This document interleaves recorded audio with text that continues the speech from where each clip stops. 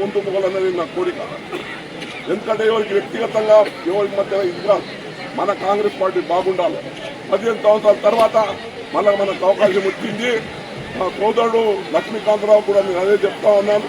కాంగ్రెస్ కుటుంబం అన్నది, కుటుంబం అంటే ఇది పార్ట్ ఆఫ్ ఫ్యామిలీ. ఎవరన్నా మంచి చెడున్నా మనమందరం కూడా ఒక్కటే. నాకేం వర్గ భేదాలు లేవు. కొందరు సోషల్ మీడియాలో ఎంపీ గ్రూప్ ఏం గ్రూప్ తప్ప ఎందుకు గ్రూప్లో మాటలు లేదు. ఒకటే కాంగ్రెస్ గ్రూపు, అది మన గ్రూపు. ఎవడన్నా కాంగ్రెస్ కష్టమైతే దానికి మేము అందరం అండగా ఉంటామని కూడా నేను మనం చెప్తున్నాను. అందరూ చెప్తున్నాను. నాకు వారి మధ్యన విభేదాలు లేవు. నాకేం స్వార్థం లేదు. ఏం స్వార్థం ఉంది? మాకు కాంగ్రెస్ పార్టీ ఉండాలన్నదే స్వార్థం. కాంగ్రెస్ పార్టీ నాయకులకు కార్యకర్తలు కష్టపడకూడదు అనేదే స్వార్థం. అంతేగాని వేరే ఏవి కూడా తన స్వార్థం కోసం ఎవరైనా సోషల్ మీడియా పెట్టినా అది మంచిది కాదు.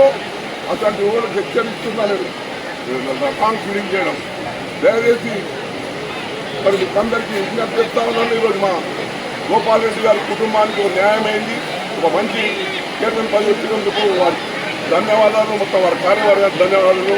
జై హింద్, జై కాంగ్రెస్.